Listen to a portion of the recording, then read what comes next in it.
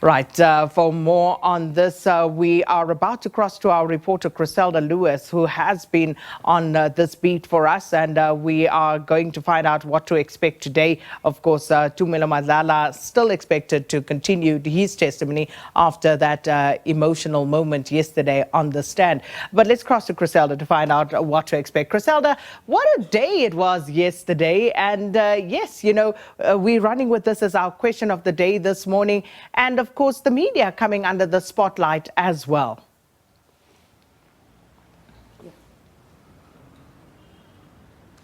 Well, that's right, Sakina. We're expecting Tumelo Madlala to continue his testimony on the stand this morning. You would recall yesterday we had adjourned about 15 minutes before the court day had ended, as Madlala became emotional on the stand, detailing what happened on the day that Senzo Meyiwa was killed. You'd recall he spoke about one intruder entering first, describing him as someone with dreadlocks and wearing a hat, and was short, and spoke in isiZulu, demanding money and cell phones. Fast forward, at some point, Longwetwala was able to get up from where he was sitting, managed to push the man who had entered the house, and Tumelo Madlala says Kelly Khumalo ran towards the bedroom, and he ran towards the kitchen where he saw Senzo Meyiwa pinning a second man against the wall.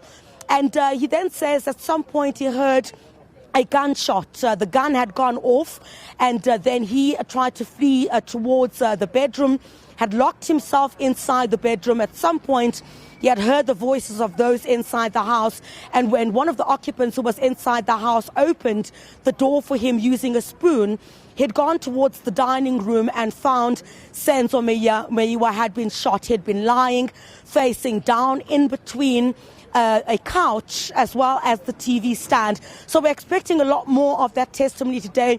For the very first time since 2014, many have been asking questions about what really happened on that day. We're certainly getting into that now, where this is the first person to take the stand who was inside the house when Senzo Meyiwa was shot and killed. He will continue his testimony this morning. We're expecting to hear more. And indeed, yesterday, Sakina, the media are indeed coming under scrutiny for the manner in which they handled the witness when he came to court. As he arrived outside this courtroom towards my left-hand side, a lot of public interest had been about who exactly was going to take the stand. We had gotten wind of the fact that it would either be one of the neighbors who would testify about what he heard coming from that home on the day that Senzo Meyiwa was killed, or it would be Senzo Meyiwa's close friend Tumelo Madlala. And indeed, when we did see him, we began rolling our cameras and followed him inside the court not too pleased with the decorum of the media or the manner in which we had handled that. I think the media also overextending to a large degree by going inside court. I think what we could have done was to handle the matter slightly better, I must add, and perhaps stop at the entrance of the court itself. Sanctioned there for a couple of hours, 3 journalists, including myself, not allowed inside court for the better part of the day, but the cameras were allowed to roll again shortly after lunchtime, and that's where we saw that testimony by Tumelo Madlala, where he began detailing exactly what happened on that day. We're back inside court this morning, and our cameras will certainly be back inside. We will be live again when those proceedings get underway at 10 a.m. Certainly stricter guidelines that the court had wanted to impose on media.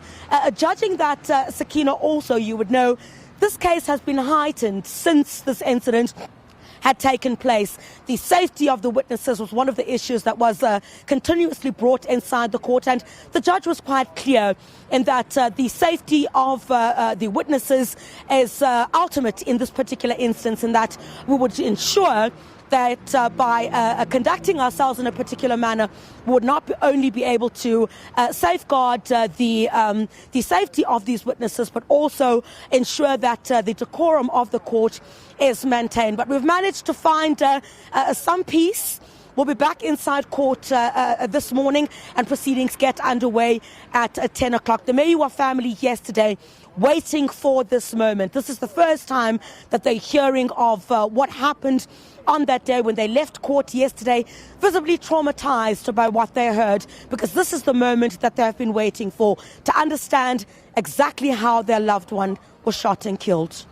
And Chriselda, I saw you speaking to Senzo Meyiwa's sister yesterday after court adjourned. Just perhaps to bring us up to speed in terms of that conversation that you had with her. In fact, Sakina, I'd spoken to Nomalanga Meyiwa, who is the cousin of Senzo Meyiwa. She is accompanied by Senzo Meyiwa's sister, Zama Meyiwa.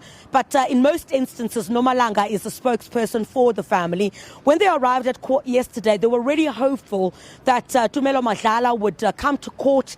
They say they want the truth of what happened inside that home back in 2014.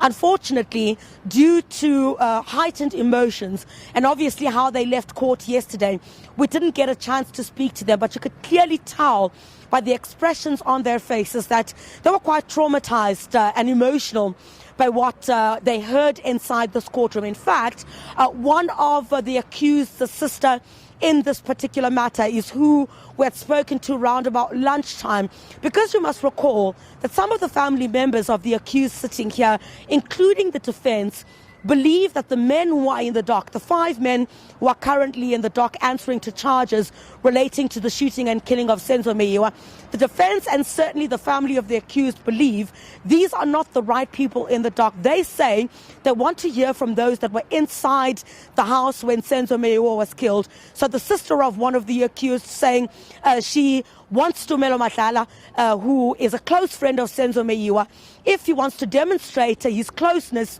and belief that there should be justice for Senzo Meyiwa.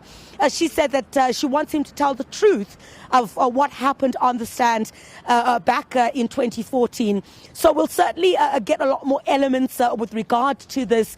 And as this case proceeds, we're certainly now getting a sense of the possibility of what happened inside that house. It's certainly going to be challenged at a later stage, and it'll be very interesting to see what happens in a cross-examination about the response to or by some of the people that were inside the house when Senzo Meyiwa was killed. What happened next? Did they call an ambulance? You would have heard inside this court there had been a question raised much previously about, why not call an ambulance? Why decide to take Senzo Meyiwa and put him in a car to a hospital? Would calling the paramedics perhaps not saved his life? So we're expecting very much cross-examination to lead towards that. And, the defense will certainly try to poke holes in the testimony of Tumelo Madlala about the events that unfolded on that day. Chriselda Lewis, thanks so much for that update from yesterday. And of course, we'll continue to get updates on this particular case from Chriselda Lewis.